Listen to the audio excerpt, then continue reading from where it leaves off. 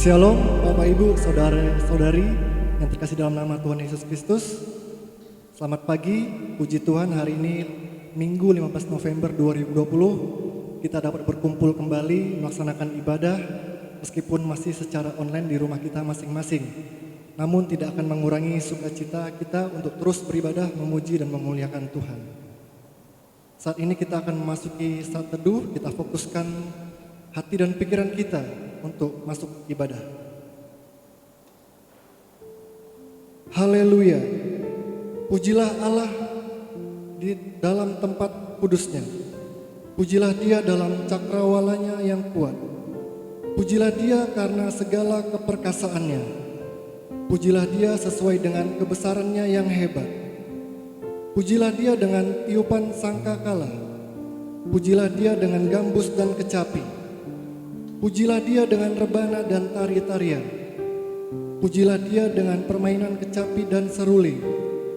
Pujilah Dia dengan ceracap yang berdenting. Pujilah Dia dengan ceracap yang berdentang. Biarlah segala yang bernafas memuji Tuhan. Haleluya. Kita akan memuji Tuhan dengan menaikkan pujian Ku Kan Bangkit. Mari kita bersama menaikkan pujian ini dengan penuh sukacita.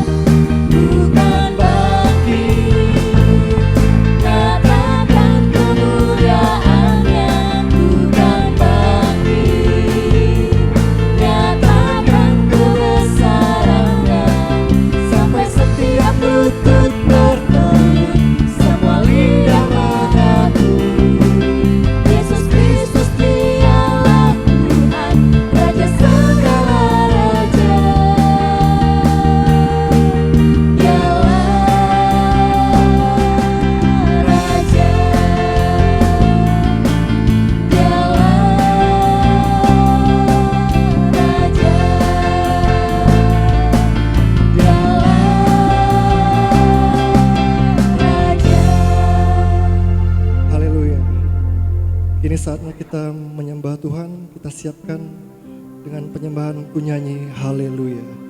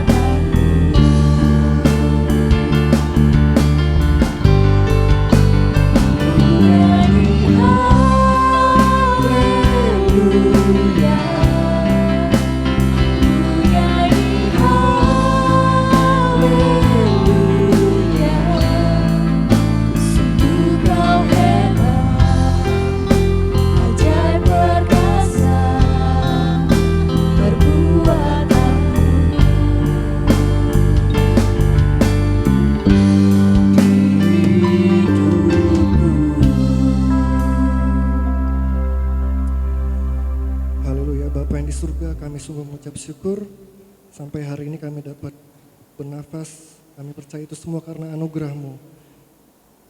Kini kami datang ke hadirat-Mu Bapa untuk melaksanakan ibadah. Biarlah acara ibadah ini Engkau yang mengurapinya, sehingga ibadah ini berjalan lancar, semuanya hanya untuk hormat kemuliaan nama-Mu. Sertai acara ibadah ini Tuhan dari awal sampai akhir.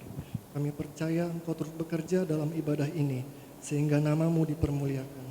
Terima kasih Tuhan, hanya di dalam nama Tuhan Yesus kami berdoa dan mengucap syukur. Haleluya. Amin. Saat ini kita akan memberikan persembahan yang terbaik. Pujian banyaklah yang kau lakukan akan mempersiapkan kita.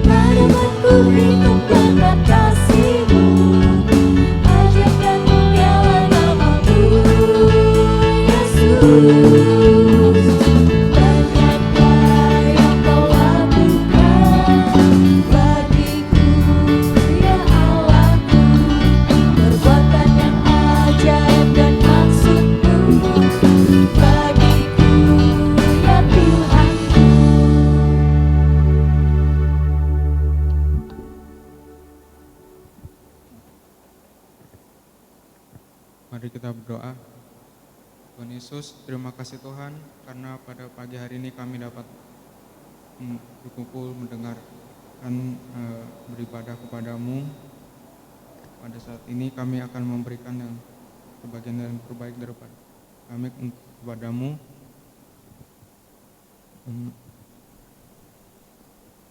Tolong agar persembahan yang kami berikan dapat berkenan kepadamu. Terima kasih Tuhan Yesus. Dalam nama-Mu kami berdoa. Amin.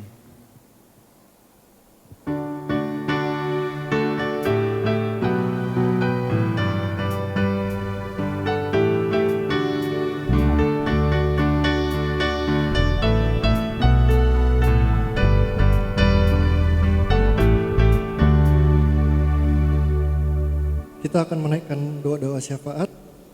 Sebelumnya kita akan menaikkan pujian Kaulah Harapanku.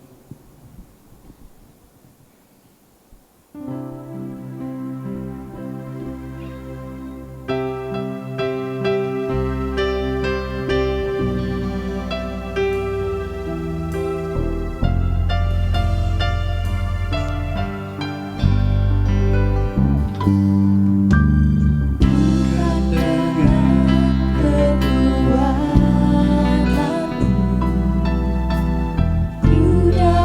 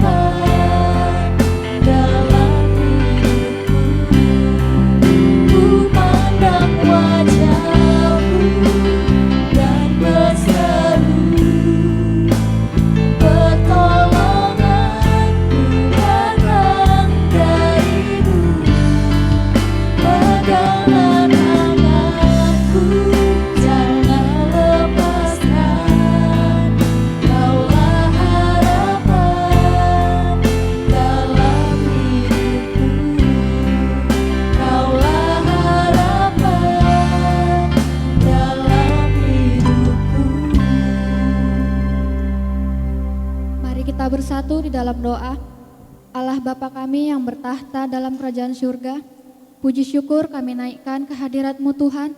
Kami mengucap syukur Tuhan atas kasih-Mu, atas karunia-Mu ya Tuhan yang terus mengalir dalam hidup kami. Atas berkat-berkat-Mu, kesehatan dan kekuatan, serta perlindungan-Mu, pimpinan-Mu Tuhan dalam kami menjalani kehidupan kami sehari-hari. Saat ini Tuhan, kami akan menaikkan doa-doa kami. Apa yang menjadi pergumulan kami Tuhan, kami serahkan kepadamu. Saat ini Tuhan, kami berdoa untuk bangsa dan negara kami yang saat ini masih terus berjuang melawan COVID-19. Kami berdoa ya Tuhan agar virus corona ini segera berakhir dan kami boleh beraktivitas kembali seperti biasa dengan normal. Kami berdoa ya Tuhan untuk setiap korban yang terjangkit virus COVID-19 ini agar boleh Engkau sembuhkan ya Tuhan. Engkau pulihkan kembali mereka ya Tuhan Yesus, sehingga boleh kembali beraktivitas seperti biasa. Kami juga berdoa untuk tenaga medis yang bekerja, yang membantu merawat para pasien yang terjangkit. Kiranya Engkau memberikan mereka kesehatan dan kekuatan selama mereka bertugas. Kami juga berdoa untuk pemerintah kami agar boleh dapat bekerja dengan penuh kebijaksanaan, membuat undang-undang peraturan yang dapat meringankan beban masyarakat di saat yang sulit seperti ini. Kami juga berdoa untuk TNI Polri yang menjaga ketertiban dalam bernegara dan bermasyarakat. Berikan mereka kekuatan dan kesehatan dalam menjalani tugasnya. Tak lupa juga kami berdoa untuk masyarakat Indonesia agar boleh Engkau buka hati dan pikirannya, agar mau taat akan aturan pemerintah, menjaga jarak, memakai masker, dan mencuci tangan. Dan juga dapat hidup berdampingan dengan satu sama lain, bergotong royong di situasi seperti saat ini ya Tuhan. Kami juga berdoa untuk perekonomian negara kami, yang mungkin saat ini banyak orang yang kesusahan mencari pekerjaan ya Tuhan. Kiranya Engkau buka lapangan pekerjaan bagi setiap orang yang membutuhkan pekerjaan, agar boleh mereka mencukupi kehidupan mereka. Kami juga berdoa mengucap syukur Tuhan jika saat ini kami sudah bekerja atau memiliki usaha kami sendiri. Kiranya Tuhan terus senantiasa menyertai usaha kami, pekerjaan kami ya Tuhan, demi kemuliaan nama Tuhan. Kami juga berdoa ya Tuhan untuk saat ini jika ada saudara-saudara kami yang dalam proses pemulihan atau yang sedang sakit, kiranya Engkau menyembuhkan mereka ya Tuhan melalui obat-obatan yang mereka makan atau perawatan yang mereka lakukan. Kiranya mereka boleh sembuh dan dapat beraktivitas seperti sedia kala. Berkati juga keluarganya yang mendampingi, Engkau memberikan mereka kesabaran dan kekuatan dalam mendampingi keluarganya yang sedang sakit. Kami juga berdoa untuk setiap kegiatan gereja kami atau ada rencana-rencana ya Tuhan yang mungkin karena situasi saat ini mungkin terhambat atau dibatalkan. Kami berdoa ya Tuhan agar boleh kami bersama-sama kembali berkumpul di tempat ini untuk berkegiatan bersama-sama ya Tuhan, memuji memuliakan nama Tuhan, dan setiap rencana-rencana kami boleh terlaksana.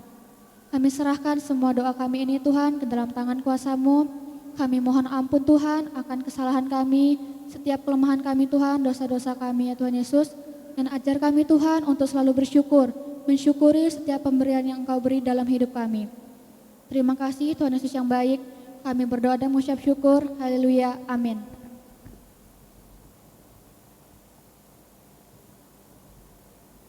Kita akan mendengarkan firman Tuhan yang akan disampaikan oleh Bapak Stefanus Lindung Bancin. Kita siapkan hati pikiran kita dengan menaikkan pujian Ku Tetap Setia.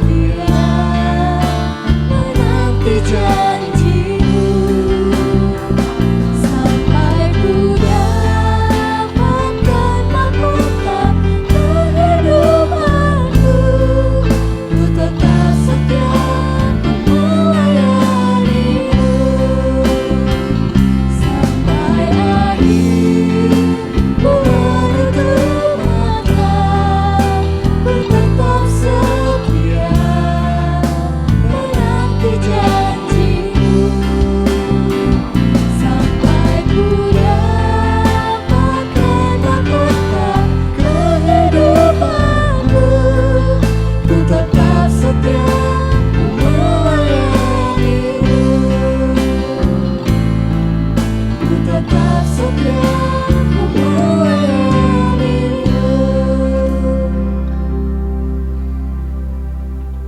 Selamat pagi Bapak, Ibu, dan Saudara yang saya kasih dalam Tuhan Yesus Kristus. Salam. Ada sukacita Bapak, Ibu, dan Saudara? Amin, puji Tuhan. Judul khotbah saya dalam ibadah pagi ini adalah pemulihan itu sesuai waktu Tuhan, yang diambil dari kitab Ayub pasal 42 ayat 10 sampai 17. Namun sebelum kita mendengar firman Tuhan lebih lanjut, mari kita berdoa. Bapa kami yang di surga, kami bersyukur memiliki Tuhan seperti Engkau. Tuhan yang tidak pernah kewalahan, Tuhan yang tidak pernah gagal, Tuhan yang menginginkan kami selalu berhasil. Itu sebabnya Tuhan kami rindu terus bersekutu dengan Engkau ya Tuhan. Kami rindu dengar-dengaran terhadap firman-Mu, agar kami bisa diarahkan, agar kami bisa dituntun seturut dengan kehendak-Mu dan kehidupan kami menyenangkan hati-Mu ya Tuhan. Sebentar lagi kami akan mendengarkan firman-Mu. Pimpin kami, urapi kami semuanya, supaya firman-Mu sungguh-sungguh datangnya dari Engkau dan bukan kehendak hamba semata-mata. Terpujilah Engkau Tuhan Yesus, hanya dalam nama-Mu hamba berdoa dan mengucap syukur. Haleluya. Amin. Bapak, Ibu, dan Saudara yang saya kasih dalam Tuhan Yesus Kristus. Setiap orang pasti pernah mengalami krisis hidup. Mungkin karena sakit, mungkin masalah keuangan, masalah keluarga, pekerjaan, dan lain-lain. Apakah krisis hidup itu karena kesalahan kita? Mungkin orang lain. Tapi dampaknya berimbas kepada kita. Krisis hidup selalu membawa masalah. Apakah itu krisis pribadi, keluarga, suku, bangsa, atau negara? Sama seperti yang kita alami saat ini. Terjadi krisis ekonomi, krisis keuangan. Karena disebabkan oleh virus COVID-19. Tidak menutup kemungkinan terjadi juga krisis keluarga. Kalau suami diberhentikan, istri diberhentikan kerja, atau bahkan dua-dua, ini akan menimbulkan krisis di keluarga. Itu sebabnya krisis hidup ini tidak gampang. Krisis kehidupan membutuhkan iman yang sungguh-sungguh, sehingga kita bisa melewatinya dengan berkemenangan. Kita bisa belajar dari hidup Ayub ketika mengalami krisis hidup yang sungguh luar biasa. Ia bisa melewatinya dengan berkemenangan. Bapak, Ibu, dan Saudara, ada beberapa hal yang perlu kita renungkan melalui firman Tuhan ini, sehingga kita bisa melewati krisis yang penuh kemenangan dan menikmati pemulihan yang luar biasa. Yang pertama adalah kita tidak dapat memperkirakan apa yang terjadi masa akan datang secara tepat. Bagaimanapun hebatnya pendidikan saudara, bagaimanapun pintarnya saudara, saudara tidak bisa mengetahui secara pasti apa yang terjadi masa akan datang. Memang ada satu ilmu pengetahuan, namanya futurologi, yaitu ilmu yang meramalkan masa akan datang. Bahkan ada juga ramalan cuaca. Kita bersyukur kadang-kadang ada tepat, tapi kadang-kadang salah. Mengapa? Karena memang tidak ada seorang pun di dunia ini yang bisa memastikan apa yang terjadi di masa akan datang. Sama seperti Ayub kalau Bapak Ibu dan Saudara baca dalam pasal pertama. Ayub itu sedang menikmati manisnya kehidupan. Alkitab mencatat, dia berkata, dikatakan dalam Alkitab pasal 1, Ayub adalah orang saleh, benar, dan selalu mencari jalan Tuhan. Ia memiliki putra dan putri, 10 orang, 7 laki-laki, 3 perempuan. Ia memiliki harta yang sungguh luar biasa. Selain daripada itu, secara rohani, ia taat kepada Tuhan. Anak-anaknya selalu buat pesta, dan sehabis pesta, Ayub selalu memberikan persembahan sebagai rasa syukurnya, tapi sekaligus permohonan pengampunannya. Siapa tahu anak-anaknya ada melakukan kesalahan selama pesta. Karena itu boleh kita katakan, hubungan keluarga Ayub sangat manis. Dengan anak-anak sangat manis. Hubungan dengan Allah juga sangat manis. Dan buahnya semuanya adalah berkat yang berkelimpahan. Barangkali Ayub juga tidak menyangka. Ayub juga tidak memperkirakan apa yang akan dialaminya. Karena semuanya manis, semuanya indah. Tetapi dalam sekejap, semuanya lenyap.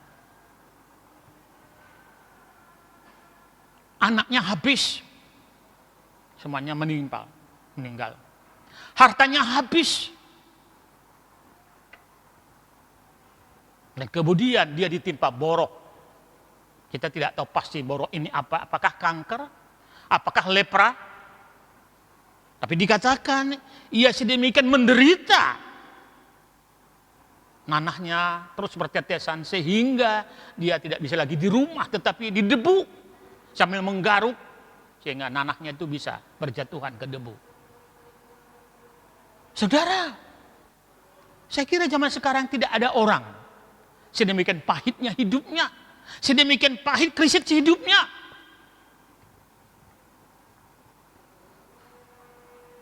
Tidak berhenti sampai di sana. Bahkan istrinya yang dicintai, yang diharapkan memberikan dukungan, juga mengambil jalan pintas dan berkata, sudah kutukilah Tuhan dan biarlah mati. Nah saudara, betapapun salehnya Ayub, betapapun benarnya hidup Ayub, ia tidak bisa memastikan apa terjadi di masa akan datang. Karena manusia memang terbatas kemampuannya. Manusia memang tidak bisa meramal secara pasti apa yang terjadi. Karena itu ketika kita menikmati manisnya hidup, jangan sombong. Ketika kita menikmati manisnya kehidupan ini dengan keluarga, dengan teman, dengan Tuhan, jangan sombong. Dan tetaplah hidup di dalam Tuhan. Kalau kita hidup dalam Tuhan, meskipun kita ditimpa kesulitan, kita bisa dengan sabar menahannya. Kita tidak bisa berkata, karena saya baik, saya pintar, saya kaya, tidak ditimpa krisis kehidupan. Itu tidak mungkin. Karena tidak ada satu orang pun yang pernah hidup di dunia ini yang tidak pernah mengalami krisis kehidupan. Apakah karena dia sendiri, karena orang lain, atau seperti kita sekarang, karena virus.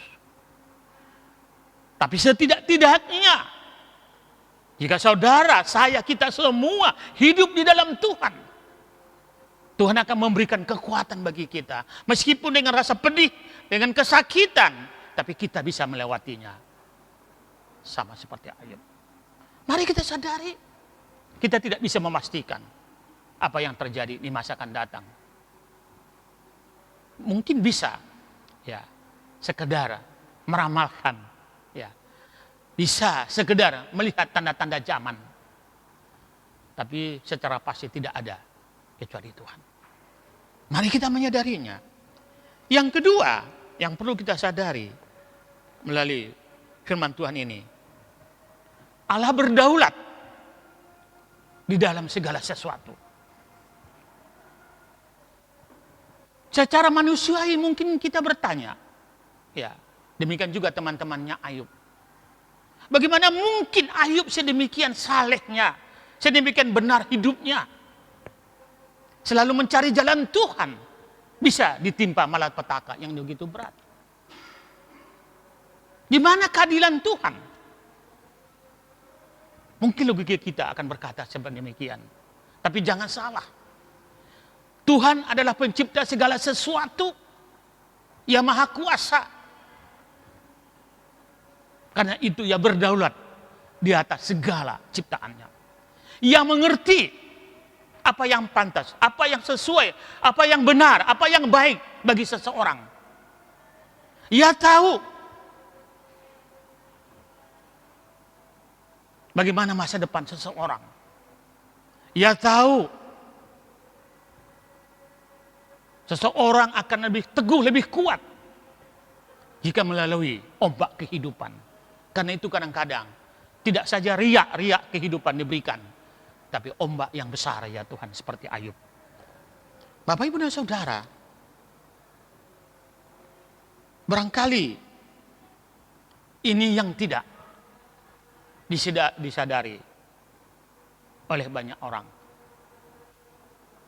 Seringkali kita berpikir kalau saya setia pada Tuhan, saya aktif melayani, saya pendeta, maka saya tidak akan mengalami masalah. Saya tidak akan mengalami pencobaan hidup. Saya tidak akan pernah gagal. Itu tidak benar. Alkitab juga berkata, kalau orang benar apabila jatuh tidak sampai tergeletak, tapi bisa juga mengalami kejatuhan, bukan?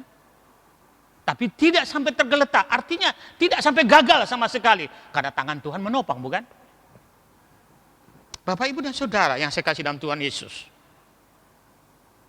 Allah yang kita sembah adalah Allah yang sungguh-sungguh hidup. Allah yang berkuasa. Ia menciptakan kita. Ia menciptakan segala sesuatu. Ia punya kuasa melakukan apapun demi kebaikan kita. Saudara dan saya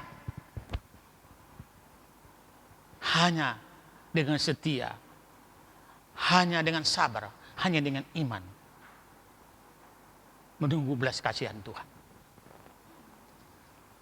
Karena itu ini yang kedua. Yang pertama tadi, saudara dan saya tidak akan bisa meramalkan secara pasti apa yang terjadi masa akan datang. Yang kedua, Tuhan berdaulat. Tuhan yang memberi harta banyak.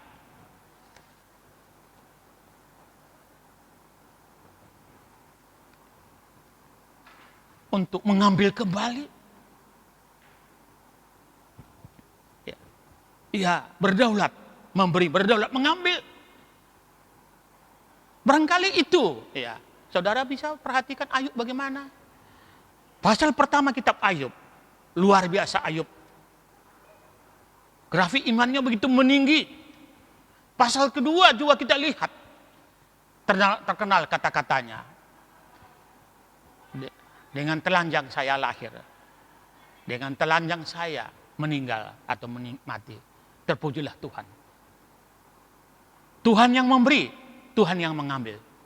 Terpujilah Tuhan. Saudara, luar biasa Ayub, bukan? Ya. Kata-kata yang menarik lagi ketika istrinya berkata, sudah sekarang kutukilah Tuhan dan matilah. Tapi dia berkata, apakah kita hanya ingin menikmati kebaikan Tuhan, tapi ketika keburukan diberikan Tuhan kita menolak? Itu kata-kata yang indah, saudara. Kata-kata orang yang imannya sungguh dalam, teguh, dewasa sekali. Kata-kata ini menguatkan banyak orang sampai saat ini. Suatu kata-kata yang didorong oleh kekuatan iman yang luar biasa. Itu pasal pertama yang kedua. Pasal pertama dan kedua. Tapi pasal ketiga, kalau saudara baca dalam Alkitab sudah dikatakan, lebih baik dulu saya jangan lahir ke dunia ini. Ya, dia berkata kepada Tuhan, Tuhan, biarlah hari-hari kelahiran saya tidak ada sama sekali. Dia mulai, ya, ini proses kehidupan. Ketika kita mengalami krisis hidup, seringkali kalau krisis ini berkepanjangan, kita mengalami tahap-tahap yang luar biasa.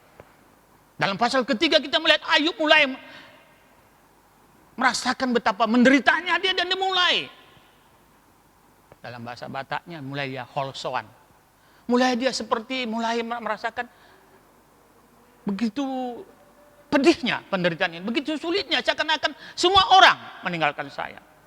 Saudara tahu, semua orang meninggalkan Ayub. Harta habis, kena penyakit. Dan pasal 19 dikatakan, bahkan keluarganya, teman-temannya, pembantu rumah tangganya juga jijik melihat dia. Nanti ulangi baca pasal 19. Itu luar biasa. Tapi di awal-awal dia masih begitu luar biasa kuatnya, sehingga dia berkata, Tuhan yang memberi, Tuhan yang mengambil, terpujilah nama Tuhan.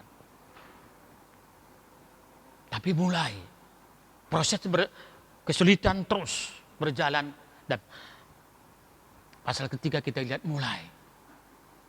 Apalagi ketika dia bertemu dengan teman-temannya, dia mulai menunjukkan betapa beratnya persoalan saya ini.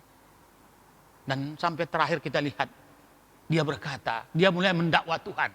Tuhan seakan-akan tidak peduli dengan penderitaannya. Tuhan seakan-akan tidak adil. Bapak, Ibu, dan Saudara, harap dicatat, Ayub tidak pernah meninggalkan Tuhan. Ayub tidak pernah meninggalkan imannya. Tetapi ia mulai seakan-akan Tuhan tidak peduli kepada dia. Tuhan seakan-akan tidak adil. Betapa beratnya penderitaannya ini.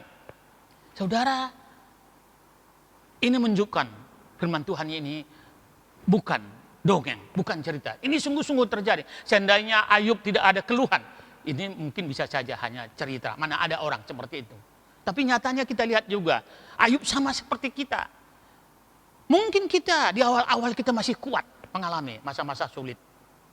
Tapi kalau terus-menerus kita mulai kita mulai merasa kesepian, merasa seperti dikucilkan, merasa seperti sendiri. Kadang-kadang ada orang menyalahkan, sama seperti teman-temannya, mulai menghakimi.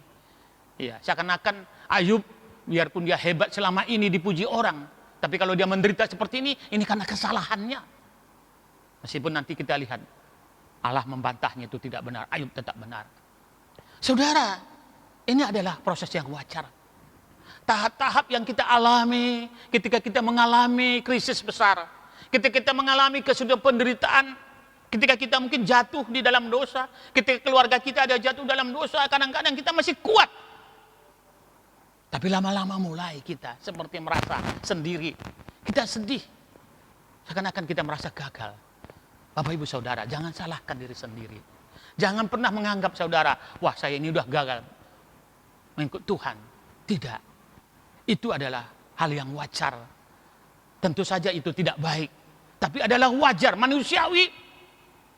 Meskipun kuat imannya ketika mengalami terpaan penderitaan yang sulit, ia tentu saja juga mengeluh. Dan itulah Ayub. Saudara, mengapa kita tidak bisa berbuat apa-apa? Karena Allah berdaulat di dalam kehidupan segala sesuatu. Yang terakhir, yang ketiga, saudara, pemulihan Tuhan.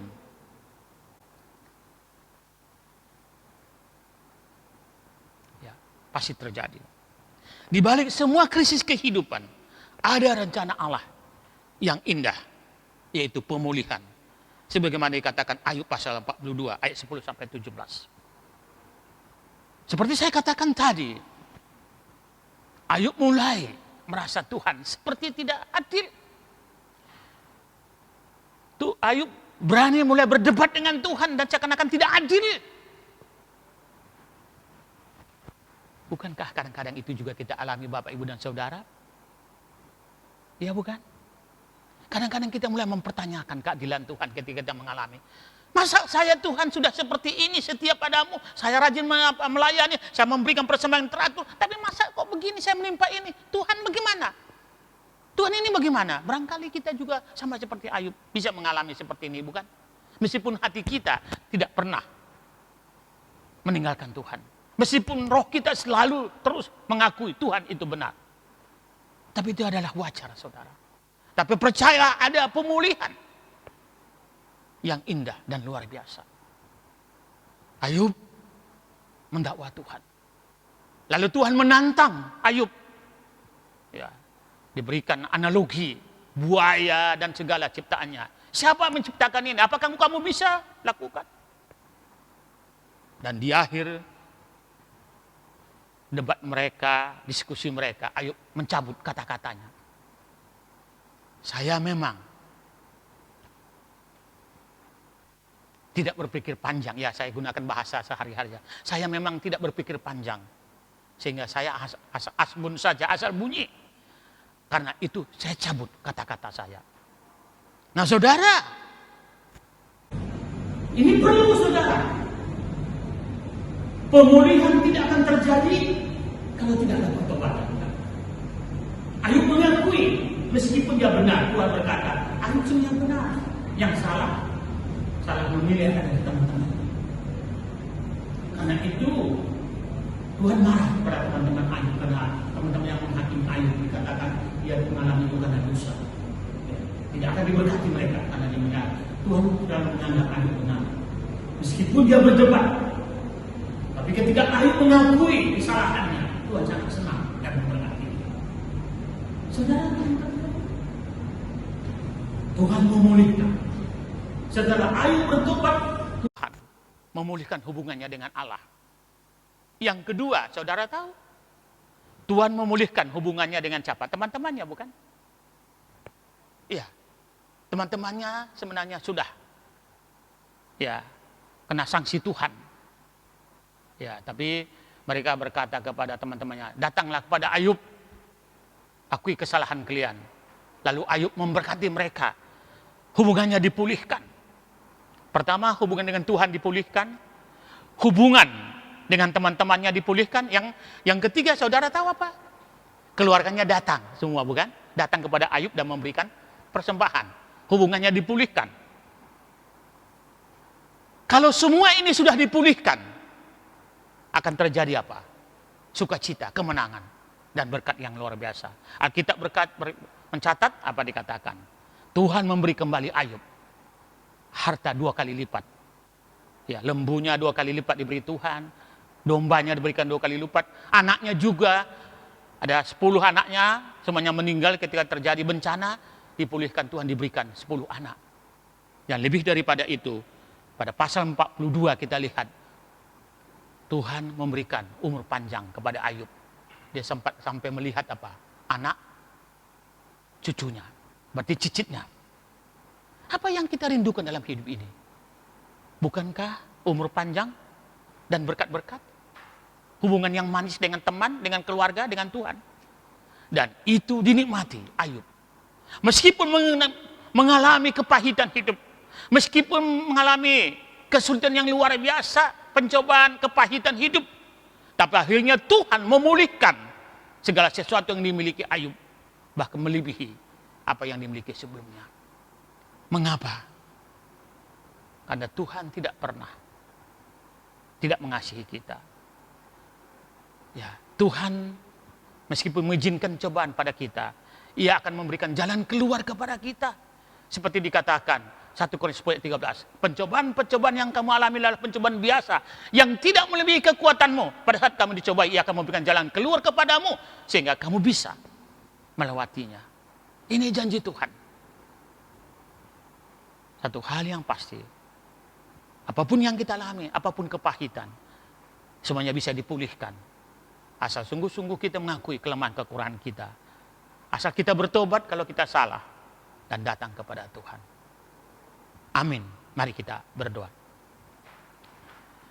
Bapa Surgawi, Bapa yang kami kasih dalam Tuhan Yesus, kami bersyukur, berterima kasih kepadamu, karena Engkau Allah yang baik, Allah yang sempurna. Tuhan, kami mengakui seringkali kami mengalami krisis kehidupan, krisis keuangan, krisis karena sakit, keluarga dan sebagainya ya Tuhan. Dan seringkali kami begitu pahitnya krisis ini, kami seakan-akan kami sendiri menghadapinya. Seakan-akan Tuhan membiarkan kami sendiri, tapi itu tidak benar. Pada Tuhan tetap mengasihi kami. Tuhan, terima kasih buat firman-Mu. Terima kasih buat contoh teladan dari Ayub. Dia manusia biasa sama seperti kami. Tapi akhirnya dipulihkan Tuhan dan berkelimpahan berkat Tuhan. Terpuji Engkau Tuhan Yesus atas segala kebaikan-Mu. Hanya dalam nama-Mu kami berdoa dan mengucap syukur. Bapak, Ibu, dan Saudara, mari kita akhiri ibadah ini dan terimalah berkat-berkat Tuhan. Biarlah kasih karunia dari Tuhan Yesus Kristus, anugerah dari Allah Bapa, serta Roh Kudus menyertai kami semua, sekarang sampai selama-lamanya. Dalam nama Tuhan Yesus, kami berdoa dan mengucap syukur. Haleluya. Amin.